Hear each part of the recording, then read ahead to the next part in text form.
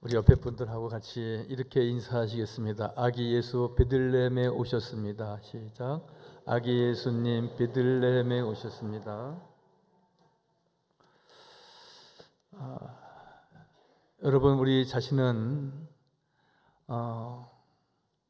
부모님과 떼어놓고 내 자신을 설명할 수는 없습니다. 우리는 부모님으로부터 나와서 또 그분들의 사랑과 또 돌봄과 양육이 있어서 우리가 여기에 지금 있습니다.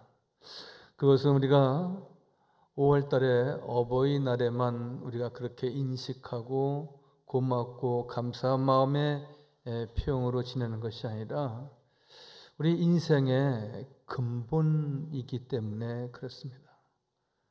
또한 우리 그리스도인들은 교회와 떼어놓고 나를 설명할 수 없고, 우리 그리스도인들은 예수 그리스도 십자가와 떼어놓고 나를 설명할 수는 결코 없습니다. 왜? 나는 예수 그리스도의 그 보혈의 공로로 인하여서 내가 구원받은 하나님의 사람이기 때문에 그렇습니다. 그래서 프랑스의 사상가 르낭은 모든 역사는 그리스도 없이는 이해될 수 없다, 그렇게 말합니다. 즉, 내 자신이 부모를 떼어놓고 나를 이해하거나 내가 존재할 수 없듯이 모든 나라, 모든 족속, 모든 문화, 이것을 우리가 이야기할 때에 우리는 그리스도를 떼어놓고 우리는 역사를 나 자신을 말할 수는 없는 것입니다. 그분이 이 성탄절에 베들레헴 마구간에 오셨습니다. 성경이 다 믿어지지 않는다, 그렇게 말하는 분들도 간혹 있습니다. 어떤 때는 합리적이지 않지 않습니까? 하는 이야기죠. 그러나 여러분, 우리가 성경은 합리적이고 또 매우 역사적이고 그리고 매우 과학적인 것이 성경입니다. 또 어떤 부분은 믿음으로만 받아들여야 될 것도 있긴 하지만요, 예수님의 탄생만을 가지고 이야기한다면 예수님은 역사적으로 헤롯 왕 때 출생하셨습니다. 역사가 그렇게 기록하고 있습니다. 그리고 태어나신 곳은 유대 땅 베들레헴 한 마구간이었다 말씀하십니다. 매우 과학적이고 매우 역사적이지 않을 수 없습니다. 그리고 그가 태어나신 곳은 베들레헴, 우리가 잘 아는 그 뜻은 떡집이다, 그렇게 말하고 있지 않습니까? 왜 떡집일까? 인류에게 생명의 양식을 주시기 위해 오신 예수 그리스도가 바로 이곳에서 출생하신 것은 곡식과 과실이 풍성한 비옥한 곡창지대에 나신 것은 우리에게 이렇게 생명의 양식도 풍성히 전해주시는 분임을 매우 상징적으로 말하고 있는 것입니다. 그러므로 이제는 하나님 나라의 시작이 되어지는 겁니다. 사랑하는 성도 여러분, 우리가 매년 성탄절을 맞이하지만 주님과 함께하는 시간, 또한 우리 주님과 함께하는 하나님의 나라의 시작, 그렇게 우리가 모든 것을 믿음의 안목으로 바라보아야 하는 것입니다. 왜? 우리가 역사를 구분할 때 어떻게 구분합니까? BC, 주, 전, 이렇게 얘기합니다. Before Christ, 예수님 이전, 그것을 BC라고 말합니다.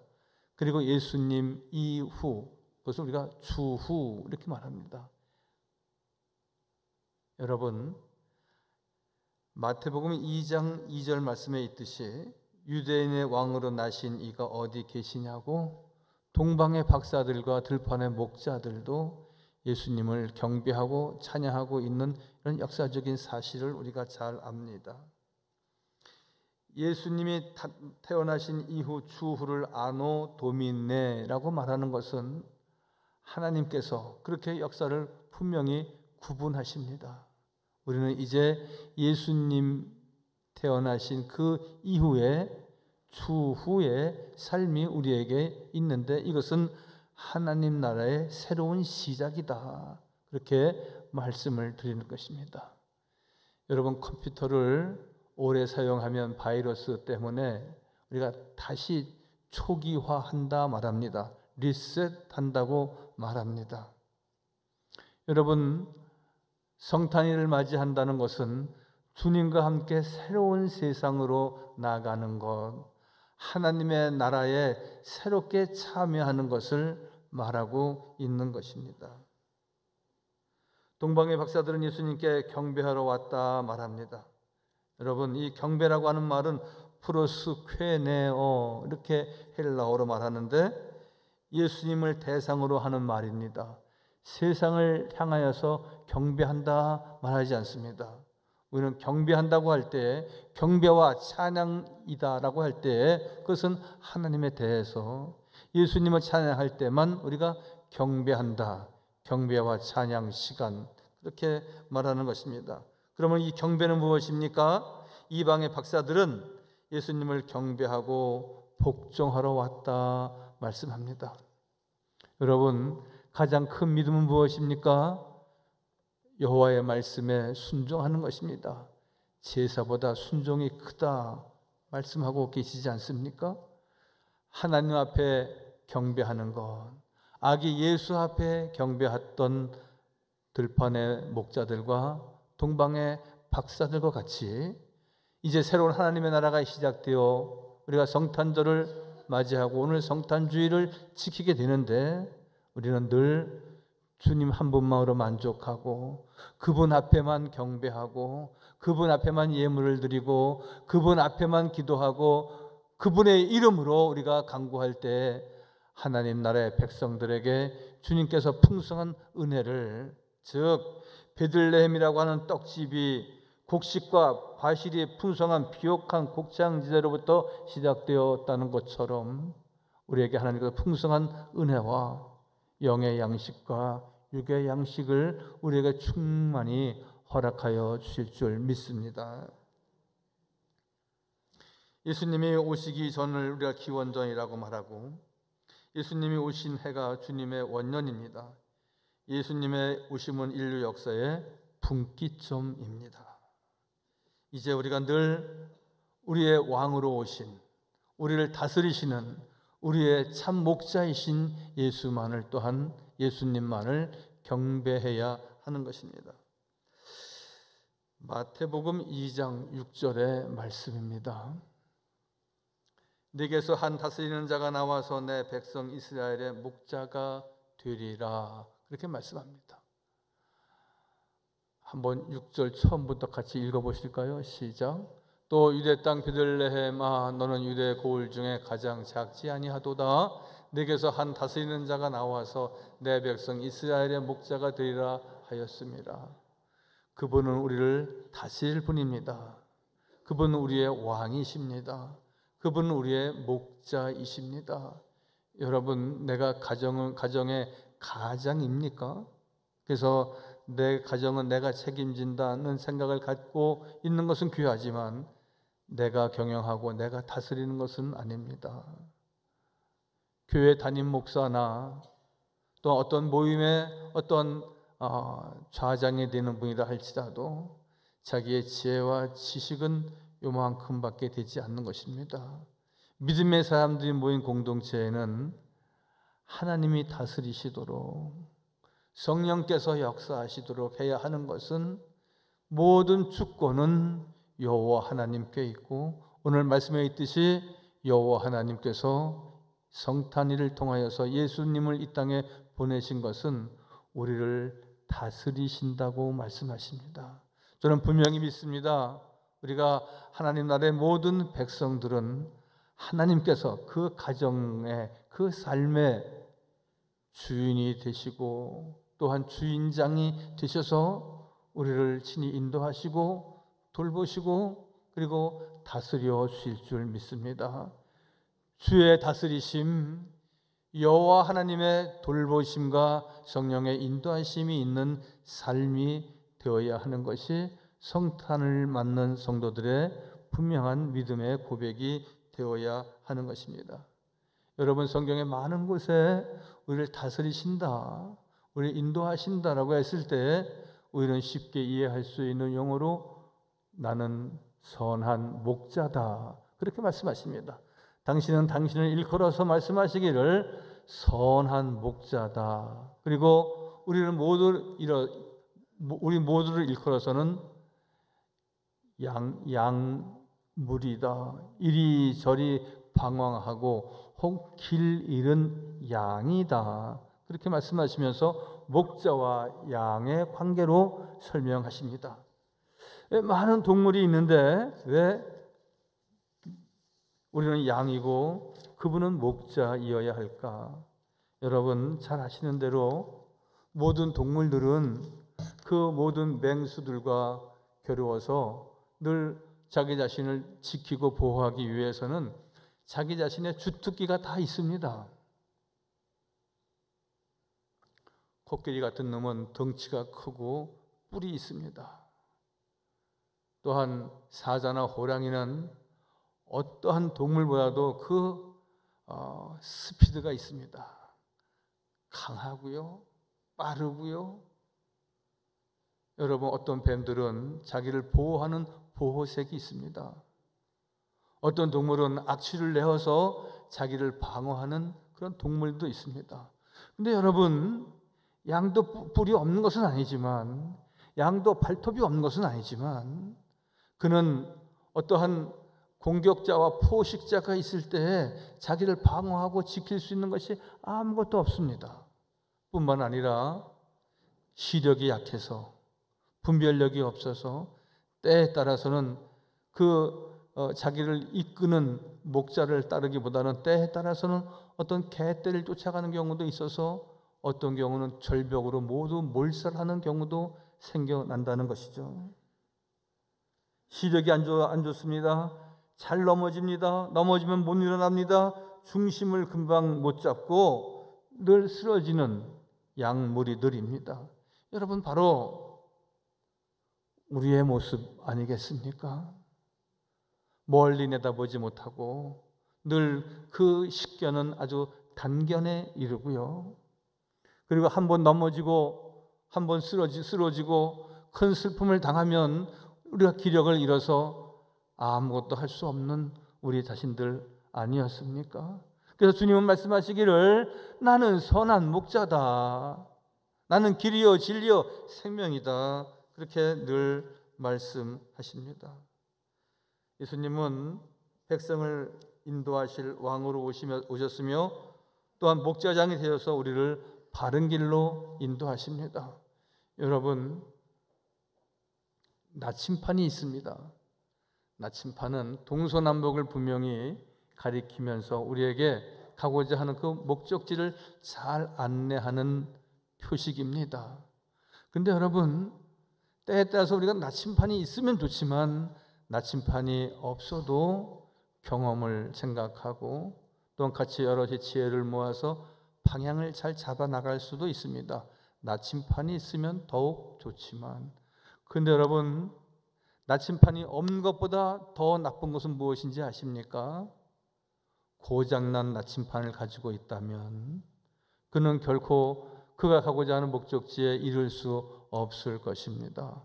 분명히 나는 동으로 가려고 했는데 고장난 나침판이 서쪽을 가리켜서 그것을 간다면 그 인생은 크게 허비되는 것이고 혹은 구렁텅이로 빠질 수밖에 없을 것입니다. 그러나 예수 그리스도는 나에게 온전한 나침판이 되신다는 것은 우리가 바른 길, 생명의 길, 구원의 길을 가도록 우리를 인도하시는 선한 목자이시다 말씀합니다. 그래서 오늘 미가서 5장 2절 말씀에 베들레헴 에브라다야 너는 유다 족속 중에 작을지라도 이스라엘을 다스릴 자가 내게서 내게로 나올 것이라. 이스라엘을 다스릴 자, 선한 목자가 베들레헴에서 나실 것이라고 말씀하십니다. 우리가 믿는 예수, 우리가 믿는 예수 그리스도, 그분은 우리를 생명의 길로 인도하신 분이기에 나 시명섭을 이야기할 때에 예수 그리스도를 떼어놓고 이야기할 수 없듯이 우리 모두 다 주님을 떼어놓고 교회를 떼어놓고 하나님의 은혜를 떼어놓고 여러분을 설명할 수는 결코 없을 것입니다. 그래서 우리가 늘 하나님의 은혜입니다. 하나님의 은혜였습니다. 하나님 때문에 제가 여기에 있습니다. 그렇게 우리가 늘 고백하는 것 아니겠습니까? 여러분, 사업을 하다가 망해서 하나님 의지하고 기도해서 사업을 크게 성공했다. 몸이 이렇게 저렇게 아팠는데 하나님께서 치료해 주셔서 내가 건강한 몸을 이루었다. 그때만이 우리가 하나님의 은혜이겠습니까?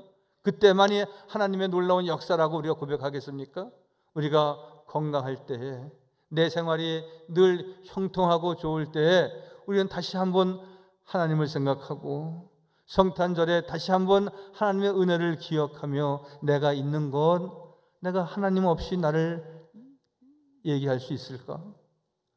모든 역사가 그리스도 없이 이해될 수 없듯이 내 개인적인 삶, 하나님 때문에, 예수님 때문에, 교회 생활하는 것 때문에 내가 그게 더 즐겁고 복되고 형통한 삶으로 나아가는 것, 우리가 모두 다 이 성탄절에 주께만 영광을 돌리고 우리 모두 베들레헴 앞에서 나와서 들판의 목자들과 동방의 박사들이 경배하며 찬양했듯이 우리가 늘 평생을 주님만을 찬양하고 베들레헴 앞에서 마옥간 앞에서 경배와 찬양을 아끼지 않은 저들과 같이 늘 경배와 찬양을 주께만 드리는 우리 모든 성도들 다 되시기를 바랍니다.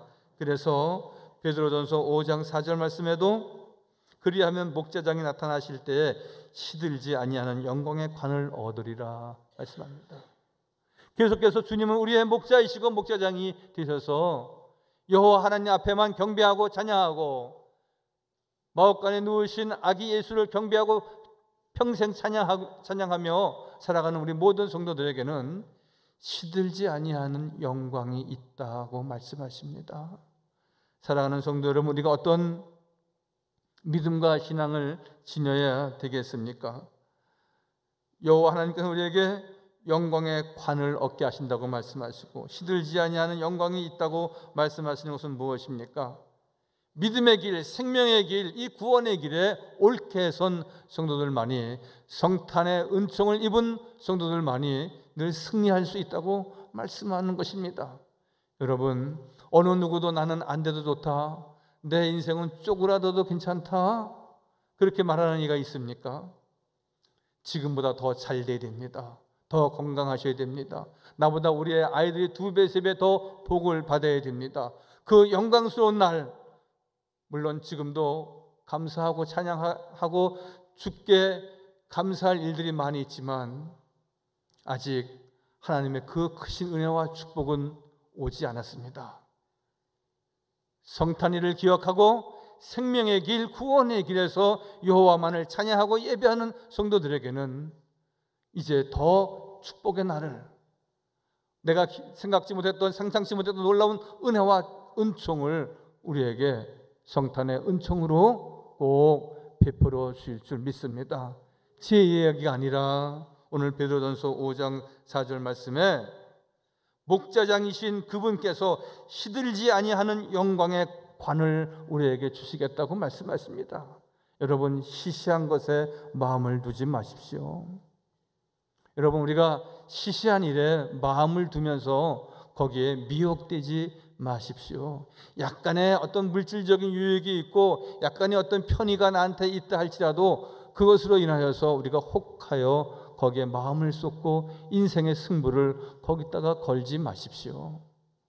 시들지 아니하는 영광이 있겠다고 말씀하시는 것은 우리의 그 앞날을 그렇게 축복하시겠다고, 우리의 그 자녀들의 삶까지 주님께서 인도하시고 영광스러운 멸류관을 얻게 하시겠다고 약속하고 계시기 때문입니다.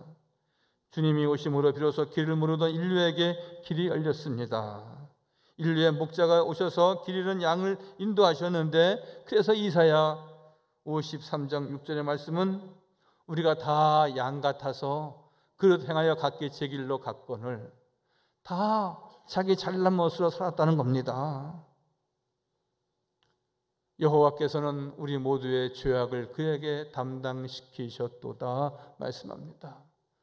양 같아서, 눈도 어두워서 어디가 길인지, 어디가 어둠인지, 어디가 구렁텅이인지, 어디가 성공인지, 어디가 실패인지 알지 못했지만은, 또 한 번 넘어지면 기력을 잃어서 이제 나는 끝이구나, 나는 이제 이 세상에 아무것도 아니구나, 낙심천만한 날이 혹시 있었다 할지라도 오늘 주님께서 분명히 우리에게 말씀하십니다. 사람은 다 각기 제 길로 잘난 척하고 가지만 그 길이 생명의 길이 아니다. 여호와 하나님께서 우리의 길이고 우리의 답이 되시고 우리의 인생의 축복의 길을 여신다고 분명히 말씀하여 주셨습니다. 주님만이 우리의 유일한 인도자이시고 내가 곧 길이다 말씀하시며 우리 주의 이름을 높이 찬양하게 하셨습니다. 나는 갈 길 모르니 주여 인도하소서. 어디 가야 좋을지 나를 인도하소서. 어디 가야 좋을지 나를 인도하소서. 할렐루야. 어디가 길인지, 어디에 답이 있는지, 이것이 성공의 길인지 실패의 길인지 우리가 알지 못했지만 하나님께서는 우리가 가는 길을 인도하시고 깨닫게 하시고 분별력이 있게 하시고, 그리고 선한 목자가 되셔서 우리를 늘 형통한 길로 인도하신다 말씀하십니다. 목자를 잘 만나야 됩니다. 양은 그래야 늘 그들이 안전하고 다니는 곳곳마다 좋은 꼴을 얻을 수 있는 것입니다. 예수님만이 유일한 하나님의 아들이시고 이제 그분이 이 땅에 오셨습니다. 하나님 나라가 새롭게 시작이 되는 겁니다. 성탄일을 맞이하는 우리 모든 성도들, 이제 주님과 함께하는 축복의 삶이 새롭게 이어지는 복된 삶이 꼭 되시기를 주의 이름으로 간절히 축원하여 드립니다. 거룩하시고 자비로우신 우리 주 여호와 하나님, 예수님만이 우리의 하나님의 아들이시고 우리의 유일한 길이고 유일한 인도자이신 아기 예수가 베들레헴에 누우셨고 우리 가운데 오셔서 이제 길과 진리와 생명이 되셨습니다. 많은 동방의 박사와 들판의 목자들이 경배하고 찬양했듯이 저희도 이제 대강절을 지내며 또한 성탄주일과 성탄절을 맞이하며 찬양하고 경배하기를 원합니다. 우리 마음에 늘 우리의 길과 진리와 생명이신 예수 그리스도, 그분 한 분만으로 만족하게 하여 주옵소서. 예수님 외에는 다른 길이 없습니다. 성탄은 비로소 우리를 구원할 유일한 인도자, 구원자가 생긴 날이기에 온 인류에게 인간의 전생애의 가장 기쁜 날이기에 마음껏 우리 모든 가족과 함께 모든 성도들과 함께 찬양하고 경배하는 복된 성탄 주일 되게 축복하여 주옵소서. 모든 말씀 예수님의 이름으로 감사하며 기도하옵나이다. 아멘.